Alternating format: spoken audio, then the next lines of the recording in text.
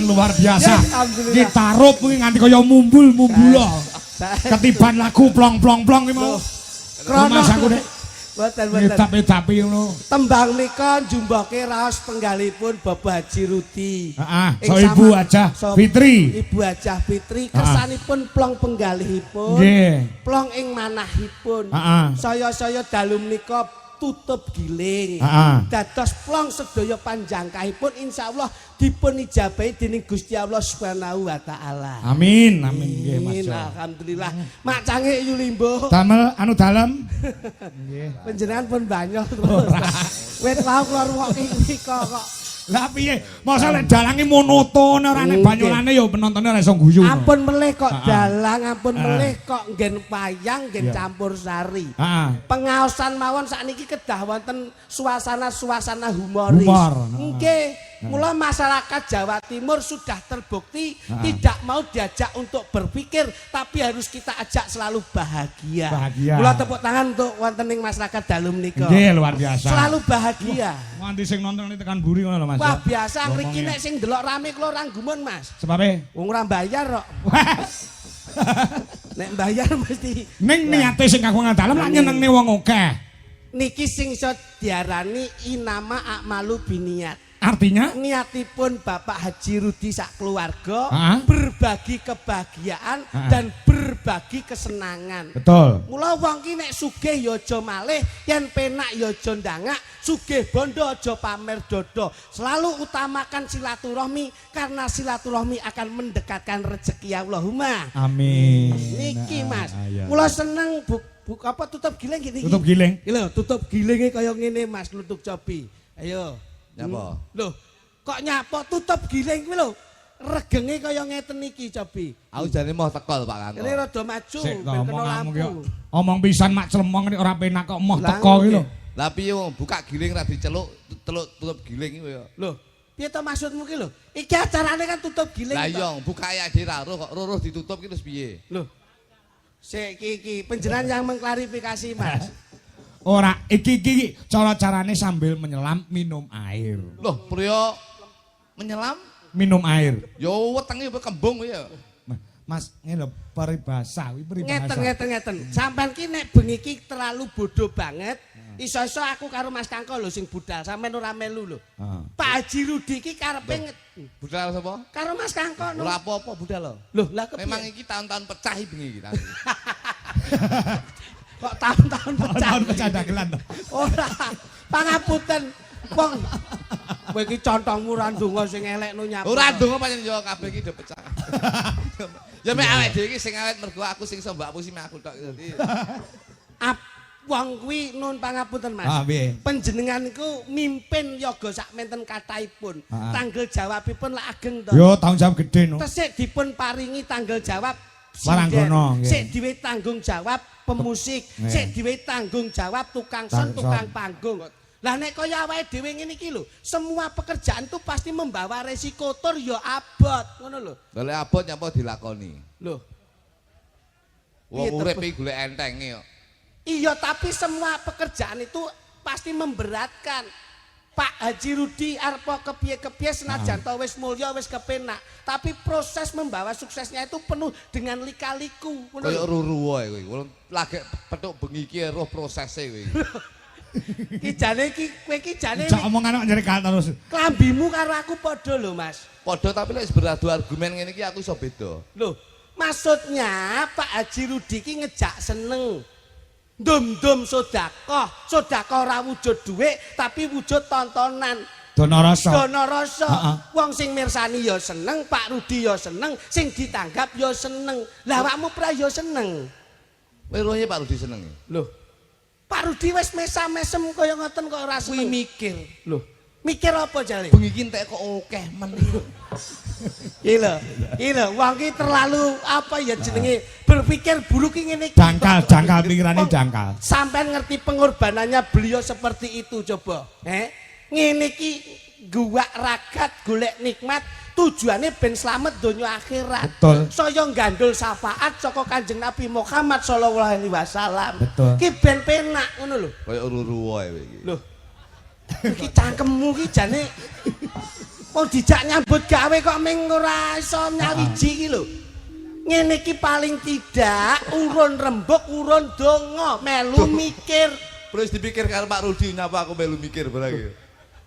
Iya ning paling tidak ki Mas Kangko lenggah. Ya dalange ket biyen linggo, ngadeg yo kernet. Kowe ngomong ngene wae kowe, angel dijak omong kowe. Sing dimaksud Jok Klitik kuwi ngene lho, dalang ki tanggung jawab ya. Dengaran madhep rene sampean. Lho. Lah yo komunikasi biar enak kok. Aku ki jane dalang klasik wegah lho madhep ning mburi iki. Ning gandeng aku ben komunikasi karo kowe ben iso cetha ngono lho. Ngajeni ngono lho. Ngono. Aku yo aja modak ngadeg kaya dalang Eko lho, aku tau apuk pisan lho. Anu kok Mas Kluthuk niku napa-napa dipaido Mas. Wong ngene iki sing rawuh ya lenggah direwangi lenggah ning tebon-tebon kaya ngono ki butuhe golek seneng, butuhe golek seneng. Seneng apa? Kowe ra cengengesan bayar larang ming guyang-guyu tok kowe. Lho, pancen dibayar ki ben kon guyu ngene iki ya. Jane gendeng jane iki. Iki lho kowe mleset lho kowe omonganmu ki. Meneng kowe? Lho, ora meneng piye kon aku meneng sing ngancani sapa sampean? Aku sing ngomong. Wah, kenyeh. Omong ora bermutu blas. Weh, aku padahal ngomong tak toto lho, Mas. Iya, iya. Dasar omong sing bermutu. Pak Kangko. Dalam. Dalu menika mujudke sapa sing ngarani isuk sapa? Aja nggih kuwi tek kono kuwi. Ayo.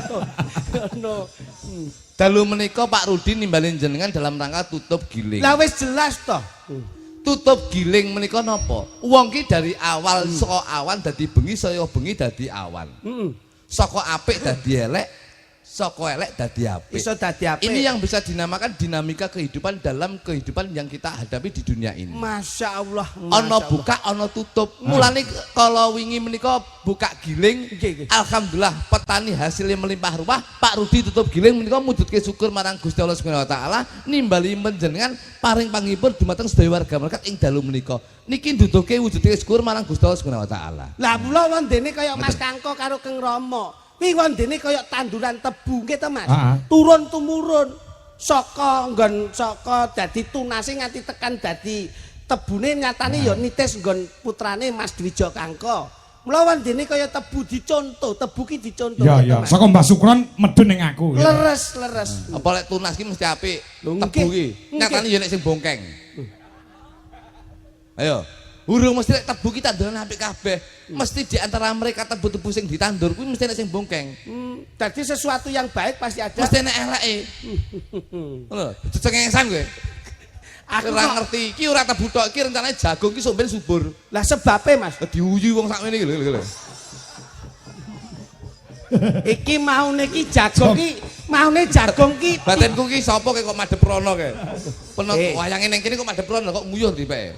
Lah mulane iki sing diarani jagung bertongkol dua.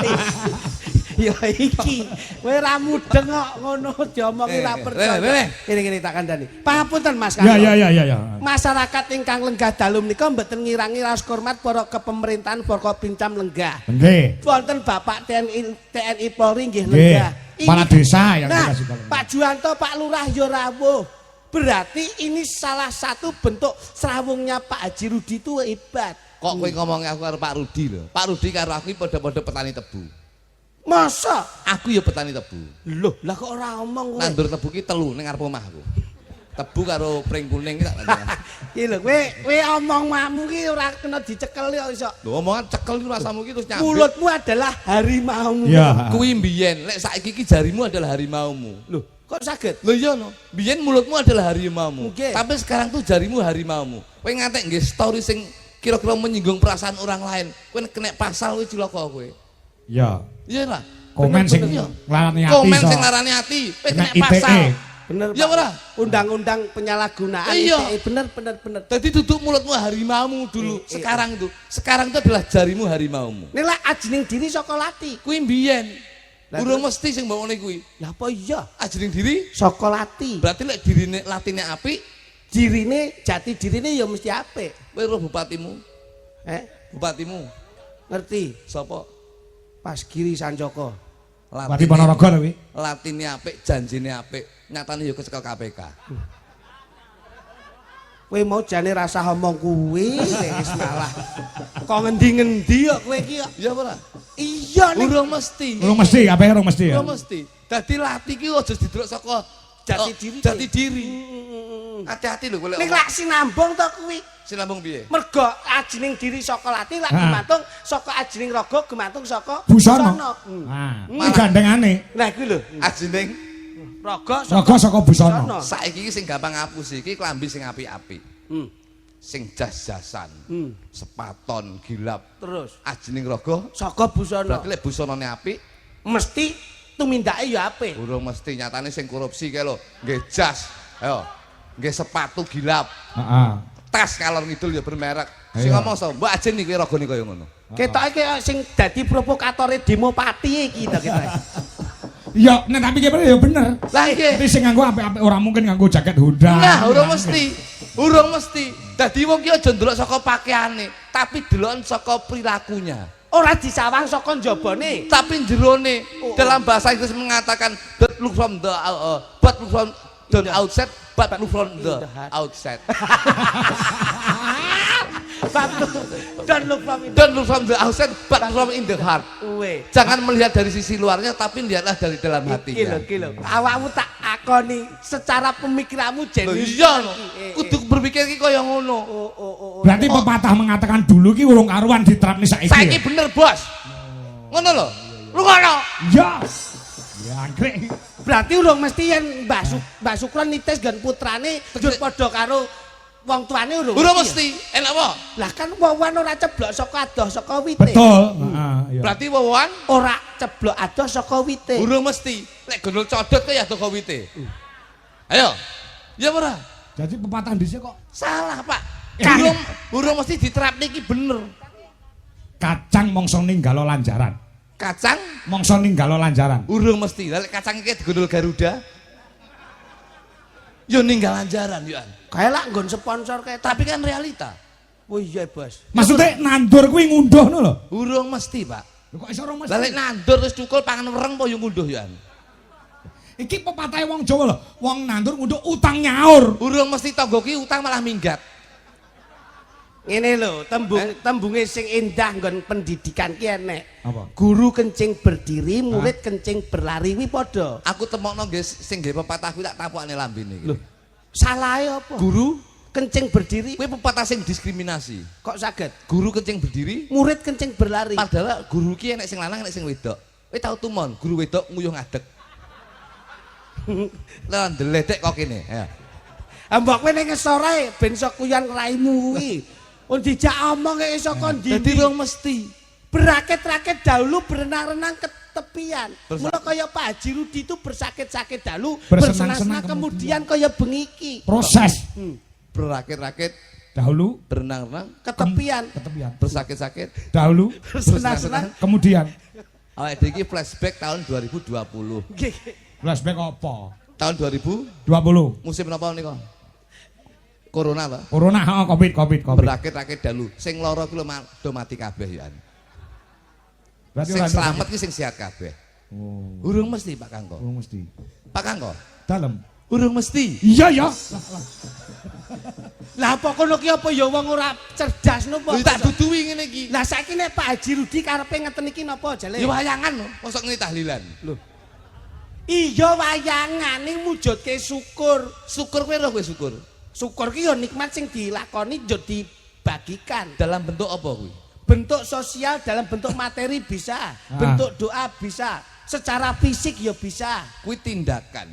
Tapi nun sewu, dengan riset penelitian saya di tahun 2025, bulan November tahun 2025 tanggal 10. Loh, Saya sudah mengadakan riset penelitian wong sing syukure gede karo wong sing ora seneng bersyukur. lehmu tuku riset ning ndi pasar ndi? Riset matamu kuwi. Riset Ki penelitian. Penelitian. Dadi sing neliti ki aku dhewe. Aja tak mau iki. Nyapa gandeng barang. Wong mau karo aku ya sajak gedhe kok kowe kok. Kowe tak dudoi. Kene ngono. Kowe kata kemaki. Piye lehmu neliti piye coba? Wong ki syukur lan orane iki jangan dilihat dari tindakannya. Dari segi apa? Segi fisik. Tapi lek ngomong tindakan, saya bisa menekankan wong lanang kuwi syukure gede.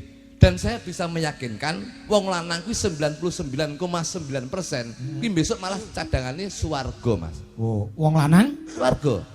Mergo wong lanang dadi presiden rumah tangga, duwe tanggung jawab nyambut gawe isuk nganti bengi, bengi nganti isuk dienggo murakabi keluarga. Itu tanggung jawab presiden rumah tangga. Tapi lek wong wedok itu ada 2 kriteria.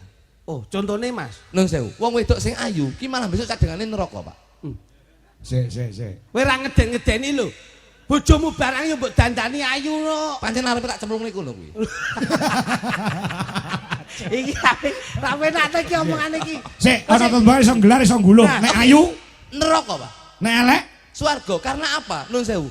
Penelitian saya, wong ayu ki mujudke wong sing kurang syukur, pinaringane saka Gusti Kang Arya Jagat Gusti Allah Subhanahu wa taala. Dijupuk saka ngendi? Wong wis diwehi rambut apik emak bakung, sok kala sik kurang trimo sik disemir abang. Ora manut kodrat. Ora manut kodrat. Kurang trimo. Ya ora? Nggih. Kuwi cilaka kuwi. Ki nggon rambut. Rambut. Bojoku ndek tiru-tiru yoan. Ya disemir. Malah semir ijo. Lho, Delalah ketutnya aku pas main ning lapangan dhek ngletak. pas bal-balan wingi. Bal-balan ndek iki. Lah bojomu kletak turu ning kono. Rambutnya semir ijo. Akhire Mas. Ndase pangan wedhus. dikira suka. Wah, kira suka. Anu jane kon ngemut wae. Iya. Ki mboten? Heeh, ya. Meripat wis blalak-blalak. Sakra wong wedok sik kurang trimo sik templek lensa templek plastik. Iya. Karepe ben saya apik. Soplen. Softland. Ki mboten? Kamangka Gusti Allah maringi netra ki tanpa baterai. batu. Wis kurang apik apa? Iya. Irung wis bangir sakra sik kurang trimo sik disuntik silikon. Ben bangir. Ora solikin no? Mboten. Oh. Silikon. Silikon. Bojomu dek iki sukses to suntik irung. Silikon no? Kayak malah ora bangir kok. Lah terus Malah minggir dledek. minggir ngiwa minggir nengen. Barang foto keluarga malah kayak kalong lah. Kaya ora? iki. Untu wis miji timun sik kurang trimo templek kawat. Masyaallah. Sik dikawat sik dibegel. Masyaallah ya. Ya ora? Berarti Wong wedok iki kurang trimo ngono kuwi. Wong ayu kuwi. Wong ayu, Pak. Berarti wong ayu Neraka. Malah wong sing mlebu swarga ki wong sing elek-elek. Lho. Oleh rezeki koyo kuwi sapa ki mau? kowe apik. Iki wong wedok. Wong wedok ya. Apik. Heeh. Wong wedok ya ngerti aku. Lek wong wedok ki sing elek ki besok swarga. Contone sapa? Oleh rezeki. Contone wong wedok elek contone sapa? Samine karo Umi. Sapa kuwi Saminumi? Tukang masak. Kaya ngono. Nyapa nggih Samini barang iki lho. Karo aku Loh. ngene. Kabeh iki lah nganggo alasan. Nyapa Samini karo ki mau kok. Umi kok swarga. Mergo dandane sederhana ora maneka warna. Nah. Mujudke syukur pinaring saka Gusti Kang Arya Jagat Gusti Allah Subhanahu wa taala. Wong elek ki malah swarga. Oleh rezeki sithik akeh ora dienggo maneka warna, diklumpukne dadi siji, dienggo munggah haji. Alhamdulillah. Kuwi rungokno. Cadanganipun Nah. swarga. Wong elek swarga. Nek wong ayu Neraka. panjenengan mireng Mas. Ya, ngerti aku. Nyata. Wong ayu, Neraka. wong elek, Swarga. pertanyaan aku. Lek tekok sing angel iman-iman utek lek mikir Pak Kanggo. Ayu, wong ayu, Neraka. neraka, elek. Swarga. Saiki pertanyaane. Lho, Pak. Jagung bakarane lho ya. Nggih, Apa kuwi? tanggung perkarane. Heeh. Pertanyaan Purwodadi kutane. Ya, adoh kuwi. Aduh. Lho aja guyang-guyu, iki pitakonku tenanan lho. Bisa tak gondeli tembungmu lho ya. Nggih ya Pak Kanggo. Heeh. Sing ayu neraka. Nggih. Sing elek swarga. Takonku Bang Sulono kanthi bener becik. Ibu Hajah Fitri Aningsih sing duwe gawe iki ayu wae elek. Wong enek lho, wong enek. Mas Kangko. Apa? Aku gak melu-melu mergo bengi iki pengen lunas aku. Munio Sekno dhewe kuwi. Lho, Bu Hajah kan mau diandan wong ayune ora Ayu nek sore. Anu. Ayu wae elek saiki. Ayu kuwi neraka, Heeh. elek swarga. Kok kowe muni ayu ora lunas kowe. Ayo. Omong Ngono saiki. Tanggung bakarane, tanggung perkarane. Lagi. Bu Hajah Fitri lho, piyayine lenggah lho. Ayo. Ayu pelek. Ayu wae elek. Kowe ra ingahingi kowe. Ayo langsung diadepi. Anu liyane kuwi lho. Ora iso, pertanyaan kuwi lho ora kena dijabut. Sekali metu wis. Pada pertanyaan pasti ada jawaban. Lah ya. Saksine piyayi sak menten katahe kok iso. Iya, kenyata. Ayu neraka, elek swarga. Kok kowe Bu Hajah Fitri kuwi ayu apa elek? rene yo kowe, ndang ngetok rene lho. Nah, lho aku tak pengen roh rai dagelan sing ingah-ingi piye ngono. Nggih. Mbok liyane kuwi to Pak Kangko. Ora iso. Ngono. Ayo, garwane Pak Rudi itu asmane sinten? Ayo, Bu Fitri. Nah, menurutmu Piyayi Putri apa Piyayi Kakung? Wedok. Ayu pelek. Ya ora mesti ya kadang ayu kadang elek. Iki jawaban sing pilih plan iki. Ora konsisten. Ora konsisten. Ayu apa pelek arek milih to? Anu ayu. Berarti lek ayu neraka. Kowe ngelokne sing domah neraka. Anu Pak Kangkon nun sewu klarifikasi niki. Klarifikasi piye? Jane neraka, tapi sarene Mbak Fitri menika tresno karo Pak Rudi, terus tutup giling nyenengne wong akeh nanggap wayang nimbalin jenengan terus jenengan nyeluk kula kalih kritik, akhirnya nyenengne wong akeh akhirnya swarga ngono lho. Dadi berarti nerakane mung dilu. anu nerakane mek diluk tok ngono lho. Dadi nerakane diwakilne bojomu ya. Cangkemmu. Aku ra melu-melu kok iso mbok ketutke. Dilu ae. Dilu ae. Aku ra Neraka kok wakilan. Lah mbok kowe budal sik kok iso mangsamu. Mosok bojomu ra gelem diluk tok. Ndak, mangsane. Ngene iki lho, pangapunten Mas. Panjenengan lak renan penggalih, seneng tok. Seneng. Barokahipun rejeki ingkang tinampi panjenengan saking Pak Haji Rudi Bajah Fitri, mangke dipun tampi keng garwa. Lajeng benjing dipun masak, gawe panganan dipangan sakmene mbane jur barokahi. Duwike nggih mbayari yoga sinden tukang son panggung sesuk ditekke bojone barokahi meneh. Sik dingge sangu anake, dijajan anake jajakne kancane sak sekolahan sik barokahi meneh. Lho kok sampean ki ora mudeng sosialnya Pak Haji Rudi ki kepiye? Kamu kok asmane wis Pak Haji Rudi lho. Secara sosialnya besar, sedekah lillahi ya apik. Lah iki contoh to. Kok ro? Loh, lah nyatane bengi iki ya sedekahan kok iso tasakuran rumangsane piye kowe iki? Asmane Pak Rudi ki apik ngono lho. Terus iki putrane Putri iki cacah ana loro. Lho kuwi. Sok nek entuk jodoh mesti wayangan meneh. Ora mungkin ngejak iki yo. Lho sebabe? Ngelokke ayu kok. Ngono. Ayo. Pak Haji Rudi lek menurutmu wong Jawa gawe jawane kepiye? Ora kowe. Lho aku ora ngerti ayo sampeyan no. Ora roh. Syukur kayak dendam kok karo sampean. Aku ngene lho rate kok mek ngene tok. Karo. Dendam kowe, ayo. Aku lek suwe-suwe joget ngene-ngene lho aku. Pak Rudi menika nun sewu. Menika yen kula goleki menika pun dadi napa nggih sinergi kalih jenengan Mas Kangko. Kok iso? Pak Rudi niki lek kula tak tok gaduk nun sewu nggih. Wong Jawa. Jajali cetha iki nek gawe mic iki sing banter. Iki lho, lagi lagi. Ngono jajal. Gen genah lek ngomong iki wigati lho iki. Oh iya entek. Iki ilmu tuwek, Pak. Ilmu tuwek. Saking tuweke ora tiba-tiba. ora tiba-tiba ya wis. Usik kuat to olahraga. Sik kuat. Wonge olahraga. Tuwek tapi Cina.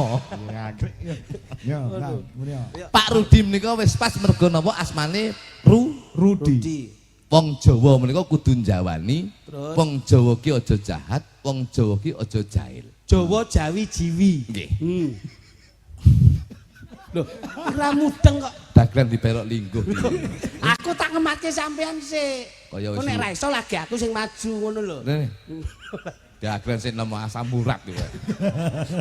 Lah wong iki ono lorone. Kakean ngono kuwi. Ayo wis rasah iki. Gunem ae iki. Gontak ganti. Alah, cangkeme. Ya kene ndangmuni. Gontak ganti ngadeg sejek. Lho sing gontak ganti sapa wong karo sampean terus kok gontak ganti iki piye? Ganti liyane kok, Bro. Saya emang ditekoni pundi daleme tulung aku. Dadak omong kok iki.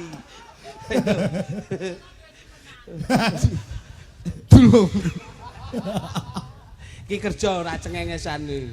Ya tapi iki conten Mas iki. Nggih, nggih. Jejeg Aku wong serius lho Mas, mbok kira ora serius. Prinsip iki penting. Happy wife, happy life. Happy wife, happy life.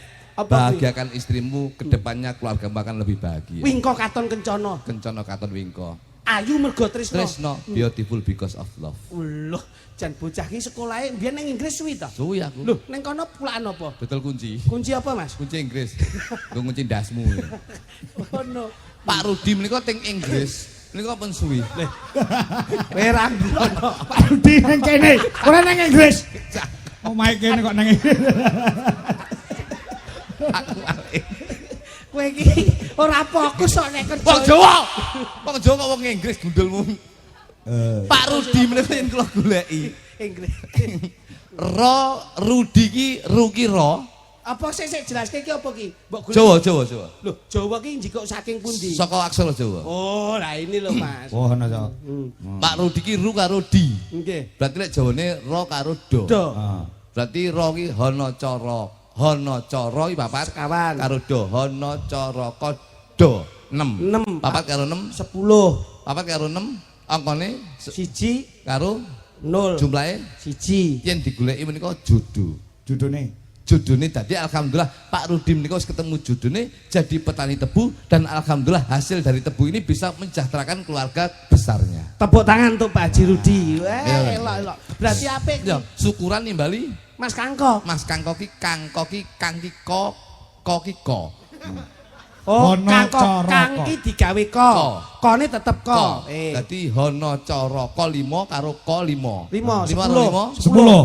angkane 1 karo 0. Berarti jumlahe 1. Jodoh. Wis temu jodone tutup giling syukuran nyenengne wong akeh nimbali Mas Kangko sing dadi dalange insyaallah warga masyarakat bisa terhibur semuanya.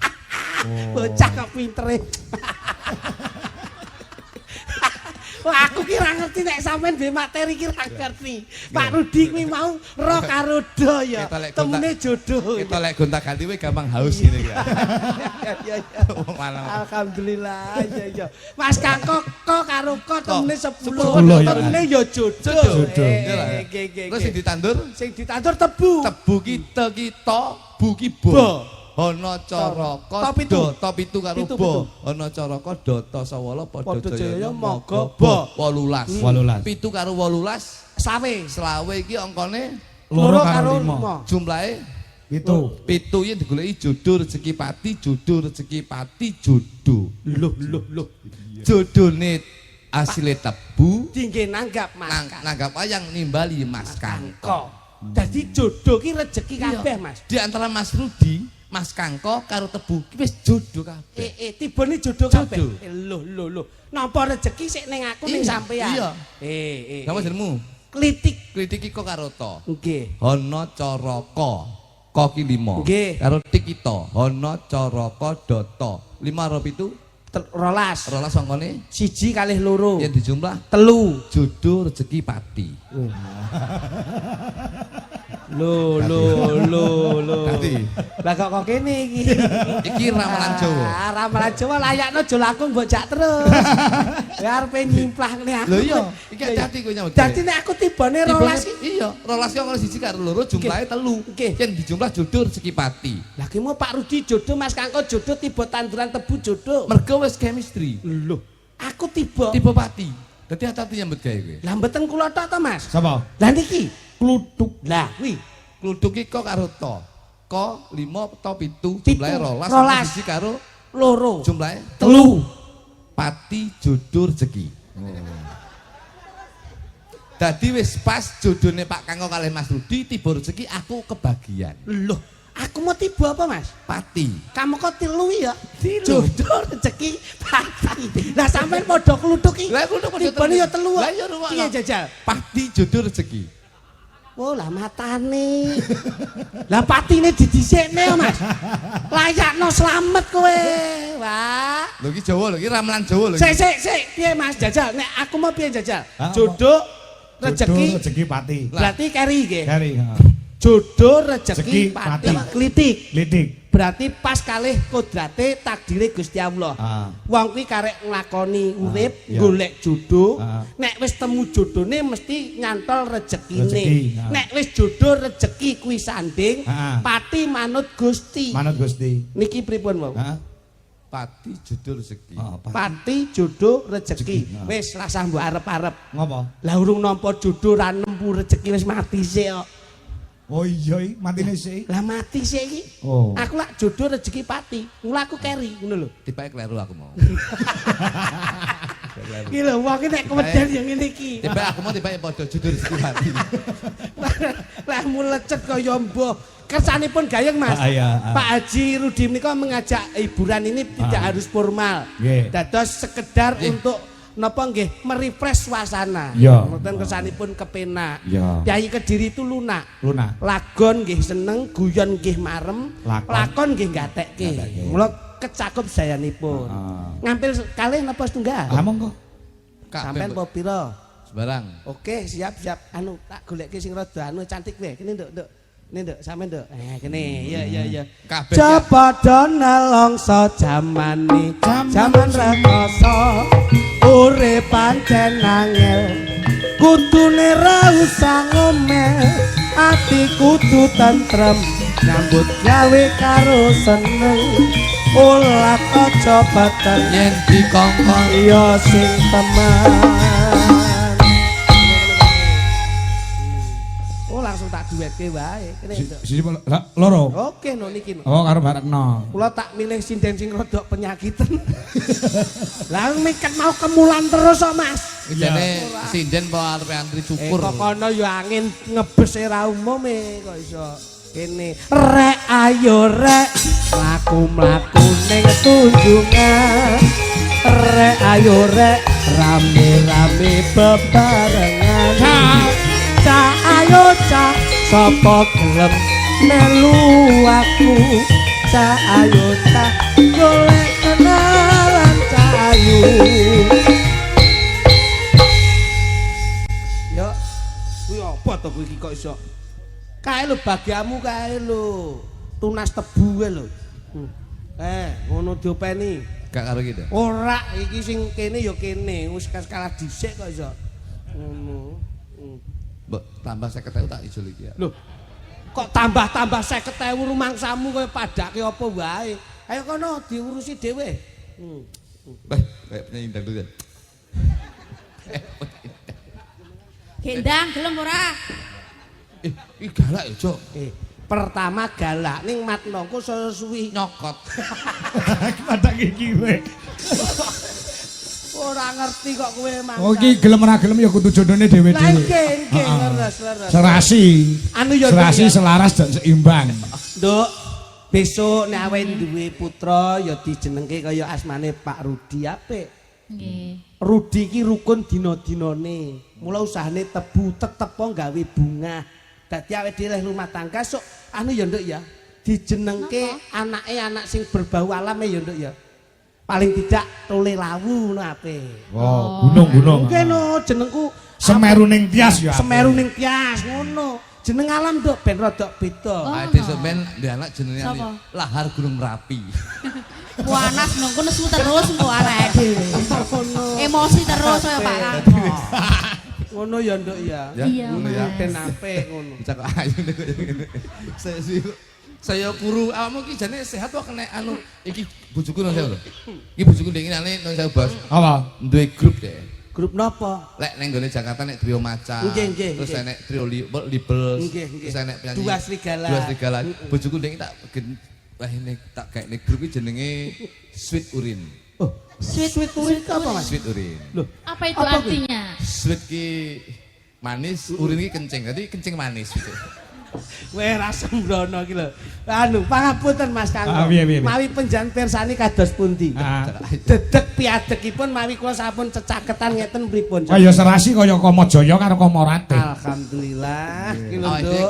Bagai Dewa dan Dewi. Kumajaya karo Kumaratih sok nek kagungan putra dijenengne sapa Nduk? Sing wayang kira-kira duwe kawibawan, duwe kaningratan Nduk. Sapa Nduk? Coba kowe ngomong coba. Abimanyu. Apik. Abimanyu. Apik. Oh, Abimanyu. Anakmu sampean nek cara mbok jenenge wayang lu sapa Cahayu? Sapa? Jenenge wayang lu sapa? Siapa ya, Mas? Sing rodok sing apik lho sing gagah lho. Jenenge anu ya Anoman lu piye Anoman. Kaya pakne kok. Lah ya mirip kan anake. Ya mirip to. Bener. Anoman kok kaya sampean to Kang Mas. Ya bapak iki munyuk lah mbok iki beruk. Wah sembrono kok. Padha eleke kok sombong. Ora apa-apa. Coba Nduk anu tak kepengin ngepenake nggon murungrung piye coba. Rung. Tembang. Bojo kula sumeh lho Mas. Sumeh piye? Angger arep ngomong guyu. Iya. Lek sumeh kalah karo bojoku iki lho. Bojoku ning omah guyu, ning dalan guyu, ning pasar guyu. Sumeh ta? Kentir kok ning ngene. Mangsane kok iso. Malah Coba. penak to nek entir. Welak. Apa to Kang? Apa-apa kena sing penting bawa. Bocah kok kaya. Pamit aku ya kena. yen ning tawang ya kenal. Bocah kok kaya ngene iki. Ning kuning ya kenal. Apa to? Ayu nih Ramjak ayu. Nanti kalau bedak aku luntur. Long bedak 4 karo 5 mbok campur ya lek mriki. FIFA. Sayang kamu. Pamintaku. Sing lanang ya gedhe dhuwur lenjer kuning. Weh. Iki jane Sing wedok ya ngono. Kowe rene. Bagianmu aku. Iya. Nah. Nimasito asik. Wah, dan luar biasa. Kamajaya, Kamarate. Nggih. Kamajaya, Komodo. Dadi Awakmu komodo tadi sampean kok lagi gampang melet, Mas. ya. Iki angger turu ngono. Nyembur geni. Atut runtut tansah reruntungan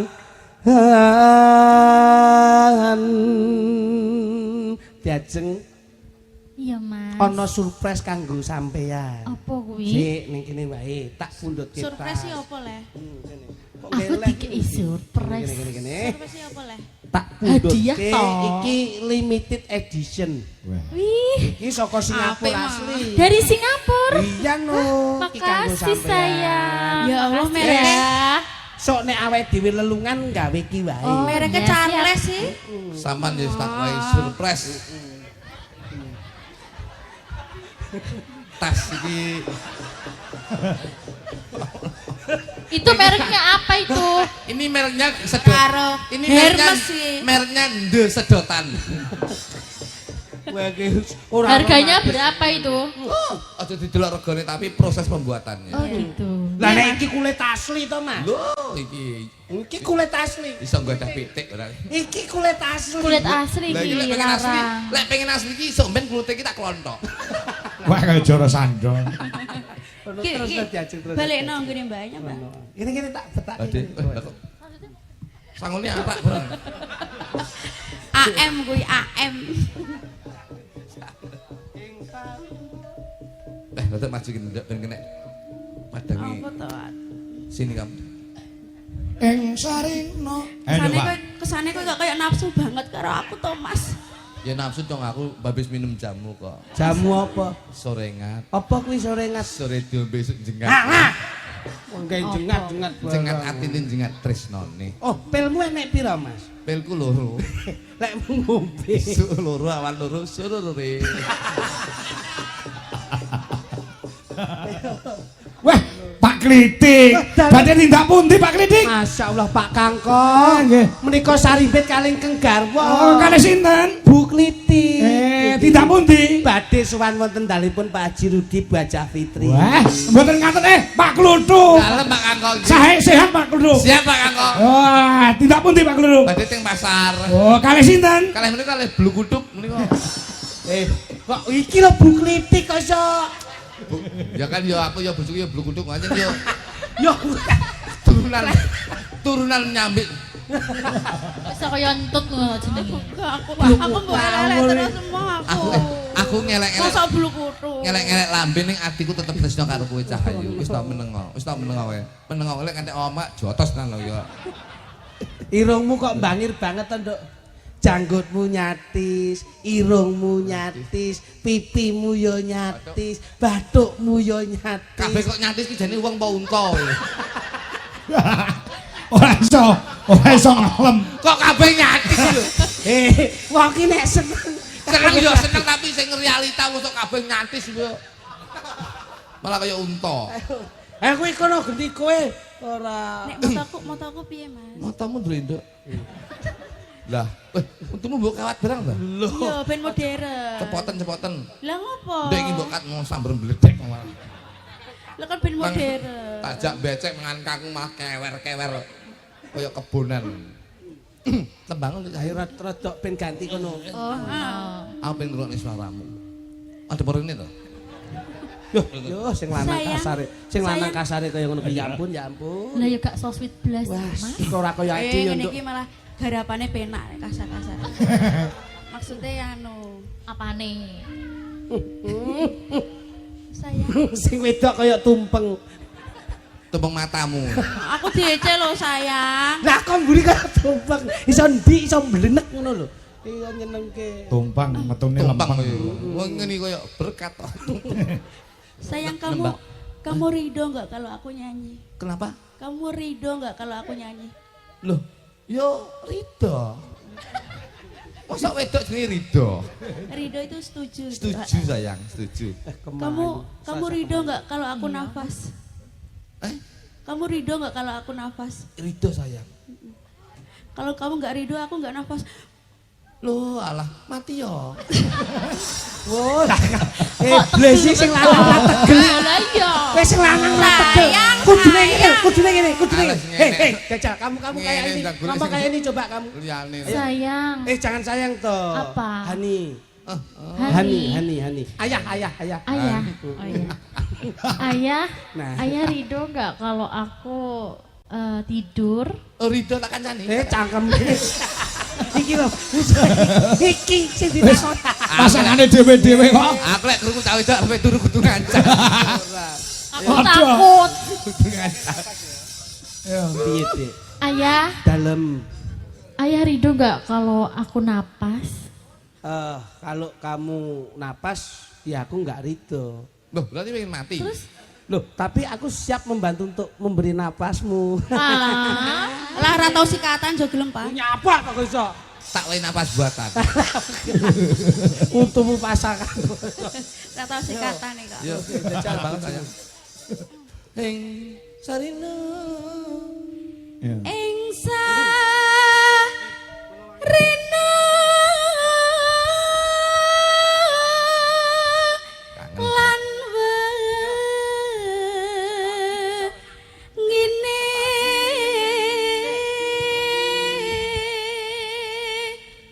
Aku yen krungu swaramu niku. sayang. Sampean kudu-kudu. Piye sayang? Kudu Apa sayang? kudu tak pegat ya.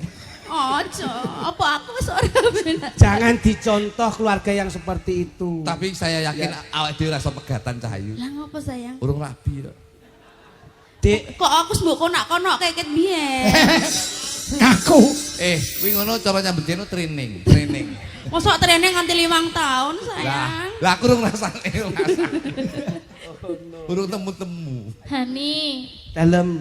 aku kok pengen sesuatu yang harum ya.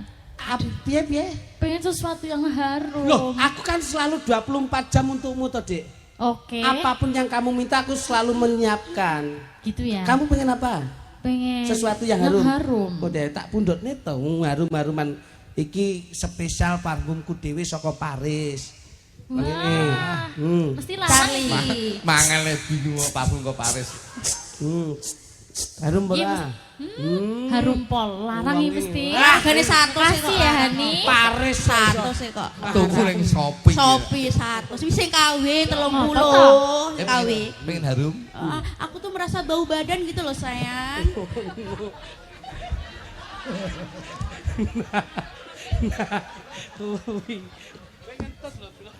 Tangan situ ya. Wis tuwek iki gampang masuk angin. Iya bener. Terusno kuwi jele. Kok siyo-siyo? Ayo. Nanya. Tak kandhake pacarku lho kowe. Pacarmu ndi? Aku pindah iki wae aku mau karo kowe. Loh, Kene Yanto. Jangan maju. Jangan maju. Wis. Hei, selingkuh. Bojomu selingkuh. Aku sebagai adike, aku setuju karo iki. Mergo luwih ganteng iki timbang iki. Wis. Ngono. Kene Yanto. Wah, Yanto. wah modelnya digandeng langsung. Langsung bayar. Dhuwure kok ya padha. Kok ya mencep barang lho. Kok ya cocok ya? Begitu mbok gandeng langsung bayar. Ngomong sarang ya. Sangeyo, sangeyo. Tangane piye? Sangeyo. Ora iso ngene wong disini jempol kabeh kok iki. Kamu duduk dulu Yanto. Tunggu aku ya. Nanti kalau aku bar tak sama kamu lagi. Iya. Terus Nduk. Ing sarina.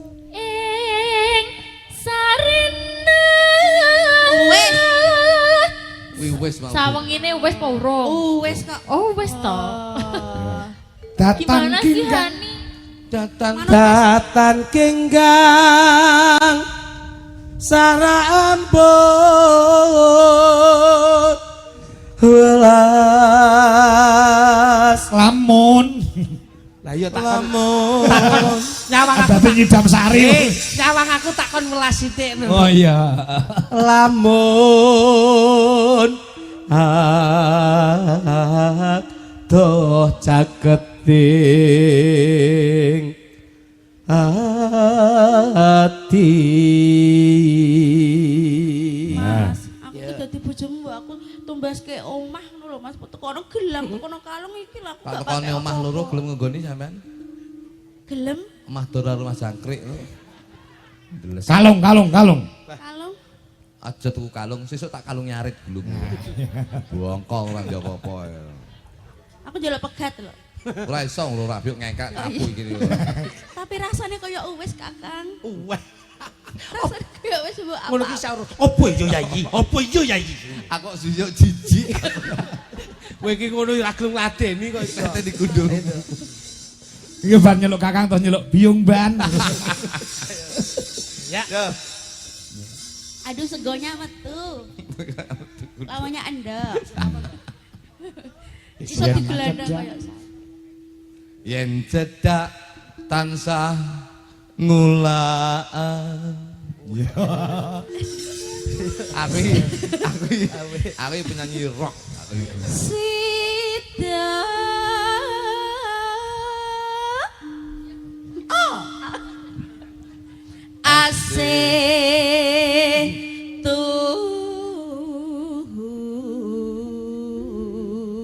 maaf sayang, aku tuh lagi pilek, ada peradangan di sini. Aduh, kamu nggak bilang dari tadi sih. Mangap. Apa ini? Mangap. Dilek, langsung ditelan. Apa Mas kuwi? Paku payung. Kok jahat mentok. Kayak late kayak esbes ya. Ya. Hani aku kedinginan. Aduh matre. Kuwi ya. Kok nek kuwi mulai teruntal ae. Kowe iki aja bae to, Fang. Bojoku pengen melu kowe lho. Aja. Ngene. Lah kan pengen dipeluk to, kan aku kadang. Wis cukup tak sanding ini wae. Meneleran. Terlalu memeluk bisa masuk ke dalam-dalam nanti. Waduh. Saya. Alah. Senengane kok iri. Mulai sayangane tak biarang botol gundulmu. Mayu udah tuwek wis sayang. Aku kedinginan. Kan api-api.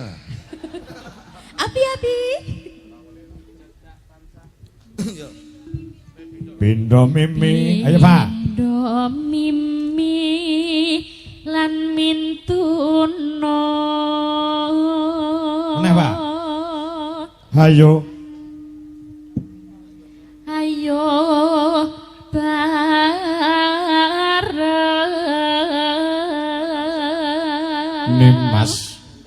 Nimas ana tepi wajib. Ya. Sida asih. Sida asih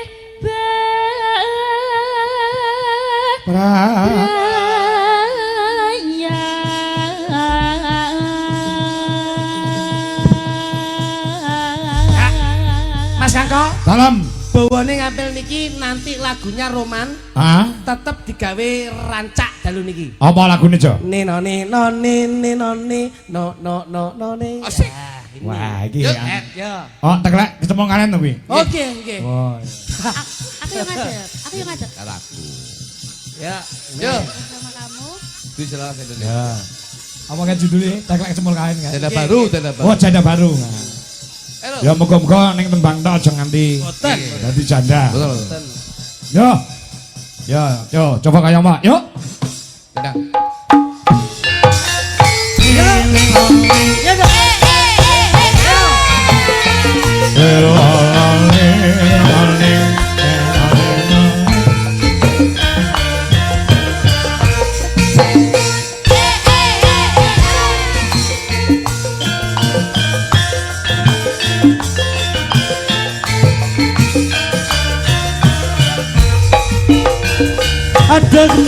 deg-degan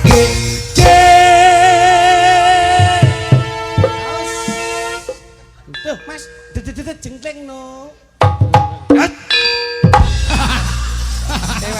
Piye kok ora kompak piye? Iki bengi iki aku tombo kangen lho karo jenengan. Kok nganti dhewe-dhewe nyele iki lho. Kok iso? Awas. Deg-degan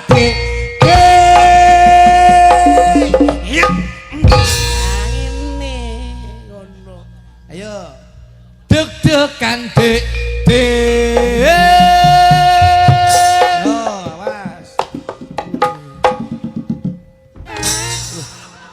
Kono lho kok madhep rene iki lho kok iso. Iki ning tak jengking asam urat to iki. Ora iki kowe wis ora. Kowe iki yo madhep rene. Ayo dadi Yo, sithik ning memuaskan lho.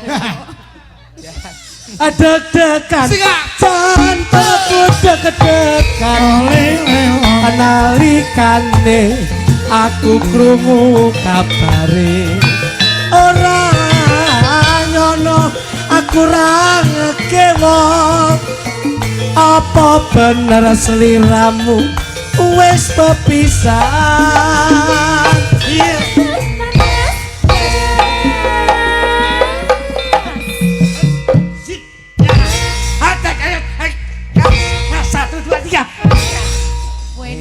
Ping telu ngono kuwi ya, Mas. Oke. Coba. Mas. Teratapan Mas.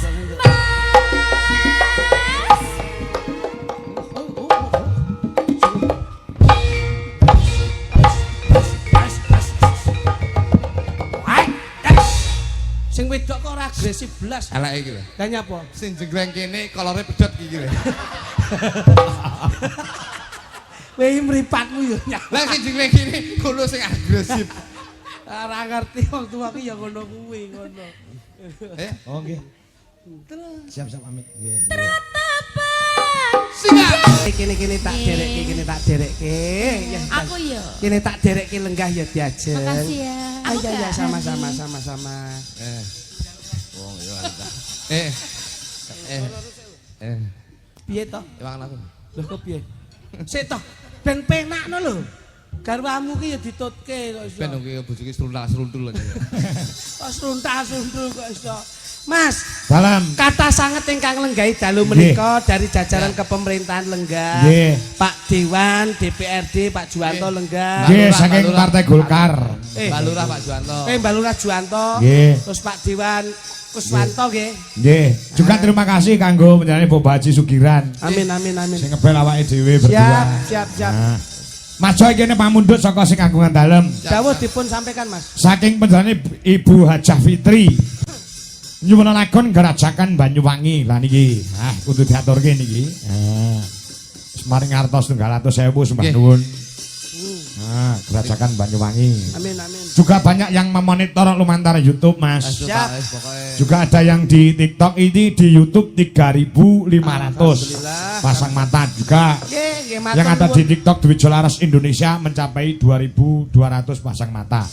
Sebaik-baiknya seniman, sesukses-suksesnya seniman, Ya. itu juga ada sinergitas dari konco-konco media sosial. Betul. Ngaten. Terus matur sembah nuwun kanca-kanca dari media sosial. Pelakune seniman niku sakniki pun didorong dengan teknologi, Mas. Betul. Kula sembah nuwun. Tadi iki pomo 5.000 punjul dikelompokne ning kene nggone wis ora muat. Wah, saestu. Iya. Anak wedok saka Jombang adoh si Puspita ya nyusul rene. Alhamdulillah.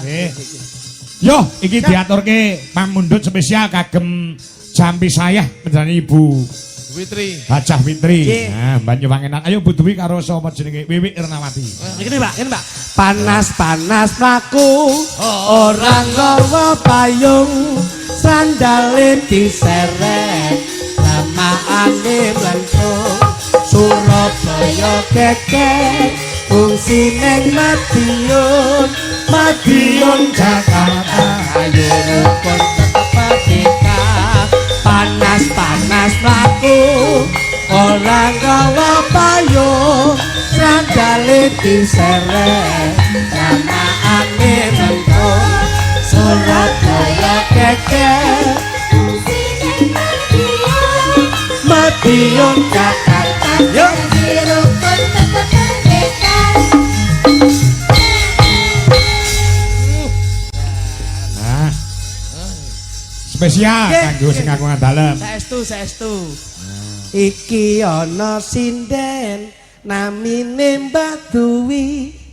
Memang Mbak Duwi. Sik. Angkat tamu vokal ki lho. Iki ana sinden asmane Mbak Duwi. Pancene Mbak Duwi kalau cantik sekali. Yen disawang kon buri piyayine meraati. Kalau saya lihat beliaunya baik sekali. Iki ana sinden sing siji jenenge Wiwi. Ayo. Iki ana sinden sing siji jenenge Wiwi. Walaupun kecil saya lihat fisiknya cantik. Loh. Wi. Lah ya cantik. Cantik. Iya. Sing siji gedhe, sing siji ketok cilik.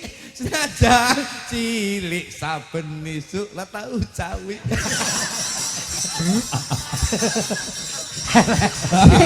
Jadi dia dendam karo aku. Aku gak dendam. Sing bisi iki lho, sing bisi iki lho. Kalau mau besi, tak tahu. Oh wis digoleki. Ngono. Goleki ukara sing kepenak ngono. Sing bisi Mbak Dwi lho. Ayo coba. Bisi aku. Kagem bawa mboten Nggih no. Pamundhut sing kagungan dalam ya kudu dikumpulti sak bawane. Amin siap. Mamyat mayong. Wah. Ya.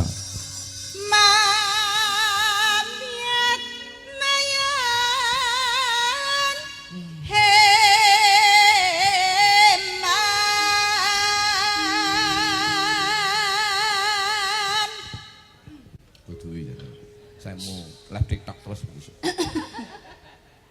Suarane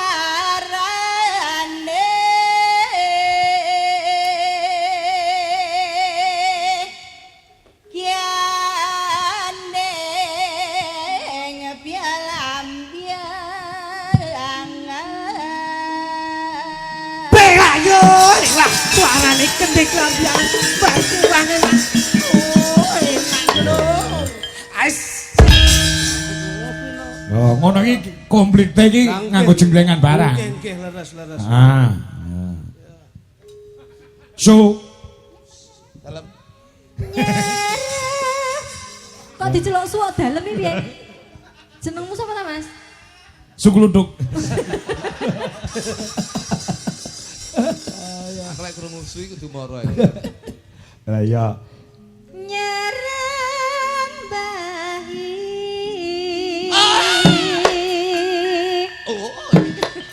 Wah, jangel ki ngene lho, rada dhuwur ngene. Ini simetris. Nah, apik. Kaya leak to. Nah, yo bener ngene. Mripate, tuk. Ngono. Sing obaki mripate tok. Lho, ngono. Diguak, mripate diguak. Neng ndi? Diguaki mirip kene lho. Oleh tak buang ora iso omong manfaat mata. Wah, bleset tok sampean iki. Noswanto. Ah, tangane jangan. Bela, mau apa lo? Lah, pucuan. Lah, eman yo. Ayo, Mas. Bah. Cese Mas, apa? Ngono kuwi. Lah kuwi nyapa kok mlili kancane. Ngene lho. Lho. Nah, ngono lho. Ora kok terus Iya. mlaku sik. Ayo Mas. Weh lah cuy, ngono jajal. Lah cuy. Kowe nyeluk sapa ngono lho. Tuh. Ngono. Ayo yo jenengan yo. Tak contoni sik. Pianyu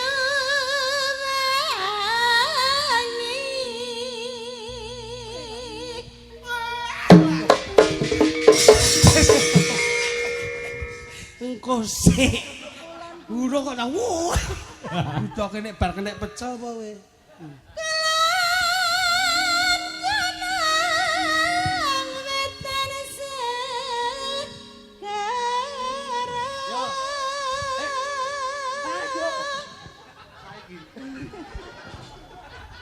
tak mut gundulmu. Wong wis dikandani, iki nek wis rampung njur sampean bengok. Kita apik. Rampung bengok. Kita apik iki. Lah iya. Besok karo komet ae besok. Angel ram iki kok yo. Beleno sing terakhir yo. Setan.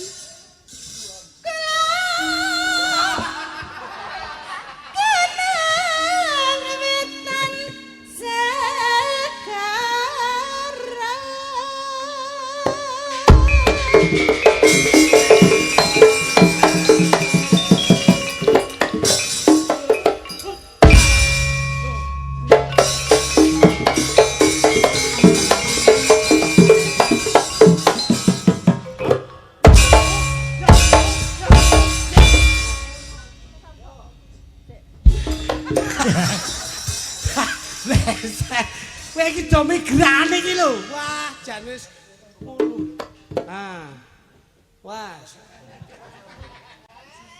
Lor lan kidul alas angker.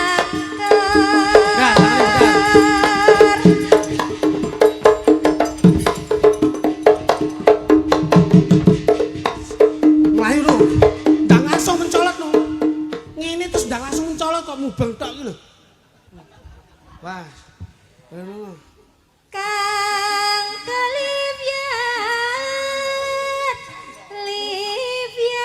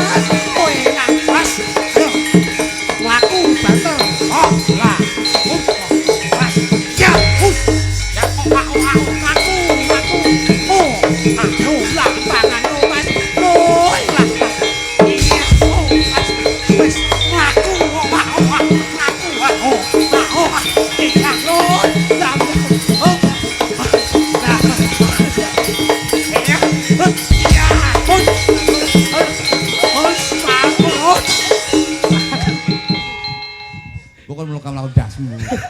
Loh, iki janger ki mesti lho, ngono kepenak. Wis mlaku lho. Terakhir engko bar iki kudu dernen lho iki. Angel saiki ngopeni daglan tuwek sitok kuwi. Susasana antisang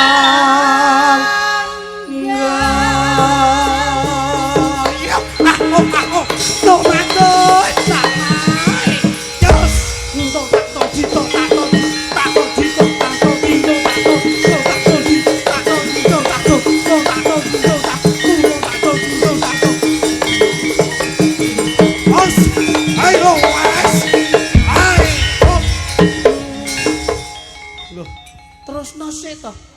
Piye to ki? Wis to. Kowe iki napasmu kurang pas kok iso. Aduh tak kon minggir. Minggir wonten aku. Tak kon atraksi sithik ra. Ya. Kon dadi klarap kan. tanah India Gumelaring.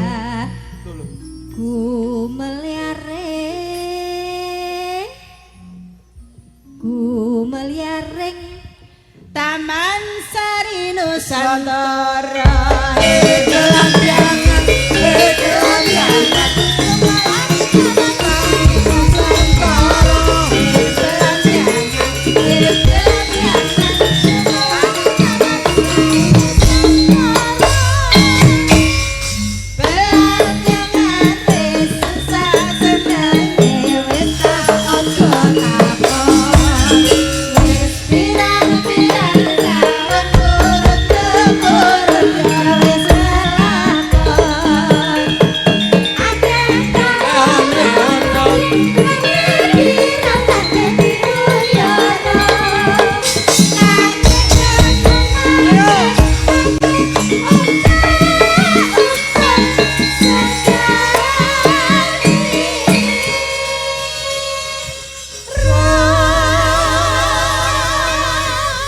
penggemar berat saka Kediri parang kumpul bengi iki Mas Jo. Kalebet Mas Joko saking Kedung Malang Papar Kediri ya rawuh. Urung para kanca-kanca KPK komunitas penggemar Kangko juga hadir. Juga yang ada di streaming Mas Joko Pilang Kenceng Madiun. Nggih, Mbah nuwun monitor Mas Kangko. Mbah nuwun Mas Ngadinu Pondok Ungu ing wonten Jakarta ugi monitor. Lurahe Pereng Mojogedang Pak Suryanto ugi monitor uga. Lurahe ana ing Girirejo Mbak Gor Nganjuk ugi monitor Pak Lurah. Nggih. Kalian salam kagem KPK Mas. KPK napa? Komunitas Pecinta Klitik. Wah. Niki nggih kadah KPK. Nggih. Komunitas Pecinta Ketek. Tenan. Wis ora umum iki. Juga ini Mas Ngadinu Pondok Ungu Jakarta ugi monitor. Alhamdulillah. Lan sedaya anak-anak kula ingkang wonten live streaming becik wonten ing TikTok, becik wonten ing YouTube. Pancen sedaya menika mlebet wonten ing becik ketitik ala ketara. Si Puspita malah kon jombang rene uga Rahma, Numi, Nafisa, Birgita, Fani, ya, lan kabeh wae sugeng mirsani. Ya, Gerajakan Banyuwangi yuk dados.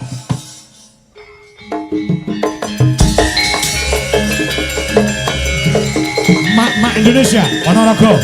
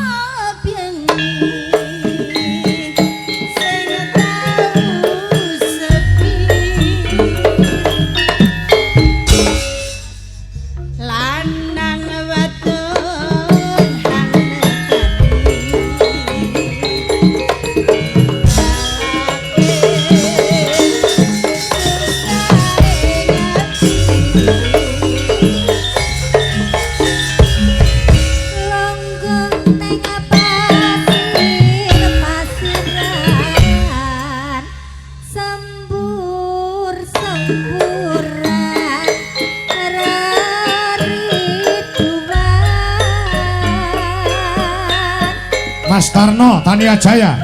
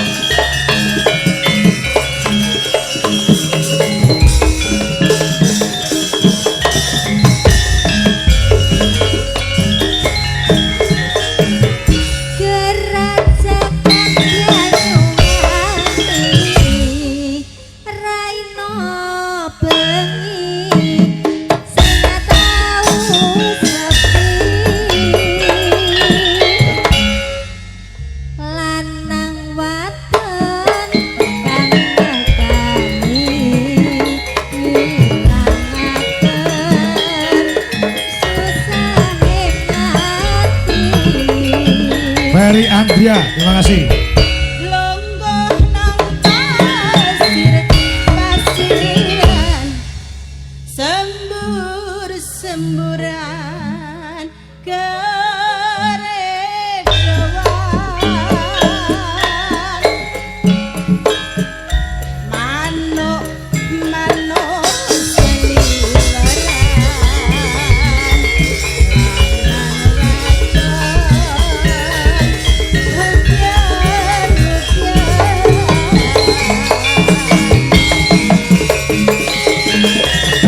Risa, terima kasih. Mas Tarno, salam untuk Mas Klutuk. Nah.